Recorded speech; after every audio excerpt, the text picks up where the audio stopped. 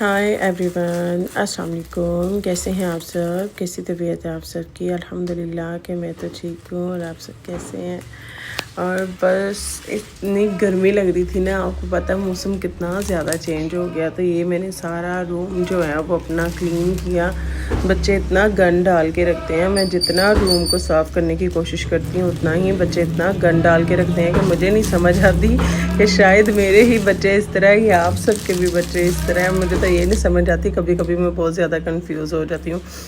यहाँ से साफ़ करो, वहाँ से फिर गंद पड़ जाता है, कंफ्यूज हो जाती हूँ मैं। ये जी मैंने बाया पहना, मैंने कहा चले जी अब हम चलते हैं अपने सैलून में। काम का टाइम हो गया तो जी मैं आ गई अपने सैलून। तो ये मैंने बोला चलें जी आज हम ऐसा करते हैं, गोपू के जो बाल हैं वो स्ट्रेट करते हैं।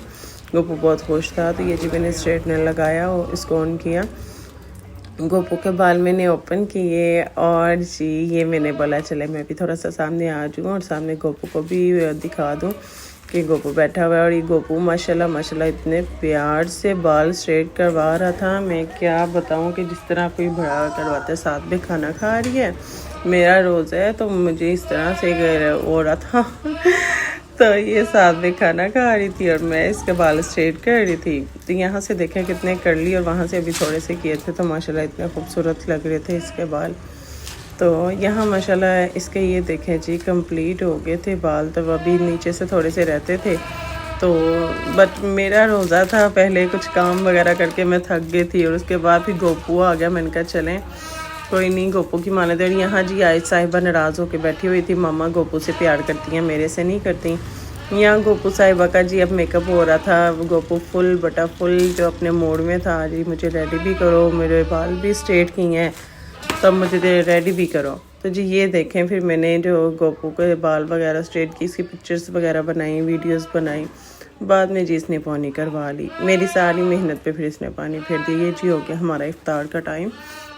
मैं आई जी फिर घर आके फिर ये इफ्तारी वगैरह की, इफ्तारी करके फिर मैं आ गई सैलून आ गई थी। उसके बाद फिर कुछ देर बाद जाके फिर मैं घर चली गई थी। तो फिर ये देखे जी गोपू की और इसके बाबा की और इसकी आयत की जो है फिर आपस में फ़ाइटिंग देखें जी अब आप। तो मैंने बोला चलो इनकी फ़ाइटिंग भी दिखानी चाहिए। गोपू जो है वो हमारा बहुत ही ज़्यादा होशियार है, आयत मेरी सीधी सादी है, उसको मैं थोड़ा सा डांटूँ तो वो थोड़ी बात मान लेती है। और जो गोपू है इसने हम दोनों को आगे लगा के रखा हुआ है, अपने पापा को भी और मुझे भी। अपने पापा को भी ये देखे ना किस तरह से फ़ाइट कर रही है अपने पापा के साथ, बहुत तंग करती है। मैं सोची पड़ी हुई थी अब मैं करूँगी यार, मुझे समझ नहीं आ रहा, मेरा सर दुख रहा था अभी इफ्तारी करके बस फ्री जब हुए थे। मैंने कहा मैं बोलने की हिम्मत नहीं आपको पता होती है जब इफ्तारी कर लो ना उसके बाद दिल करता है बस एक कप चाय का और बस आराम से एक नुक्कड़ में जाके स्कूल से बैठ जाइए। जी मैं आगे फिर से सैलून ये बाहर लगाई थी लाइट जी। तो ये मैंने सैलून के बाहर बस ये लाइट वगैरह लगवाई थी। तो मैंने बोला चलो अभी आपको थोड़ा सा दिखाया जाए, ईद तक ये लाइट्स लगवाई थी। तो फिर ये सैलून का अंदर का सारा मंजर बस थोड़ा सा फ्री हूँ तो मैं कहती मेरा यही होता है मूड के चले मैं आपको दिखा दूँ, आप बहनें आएँ और यहाँ का विज़िट करें, आपको पता चले आपकी बहन का सैलून किस तरह का है, काम किस तरह का है। जी हो गया तो फिर हमारा घर जाने का टाइम। मैं घर चली गई। घर जाके फिर आयत के बाबा ने मुझे मेडिसिन दी, मैंने मेडिसिन ली, मेडिसिन मैंने खाई। तो बस आप मत पूछें, अल्लाह अल्लाह करके अल्लाह ने शिफा दी मुझे। बस यहाँ फिर ये खाना खाने लग पड़े, इन्होंने खाना खाया। तो मैंने बोला चले अब मच्छर बहुत ज़्यादा है, जलेबी वगैरह लगा लें। यहाँ जी होता है हमारे भी लोग का